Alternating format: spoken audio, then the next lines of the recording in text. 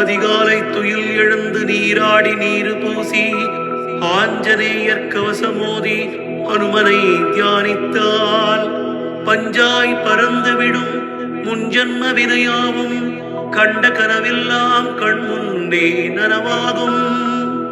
அனுமன் கோயில் தீர்த்தமதை கையிலே நீ எடுத்து ஆஞ்சநேயர் கவசத்தை கண்மூடி உருவேற்றி உச்சந்தலையில் தெளித்து உட்கொண்டு விட்டால் துன்பவினை அகன்று இன்ப வாழ்வு கிட்டிவிடும்.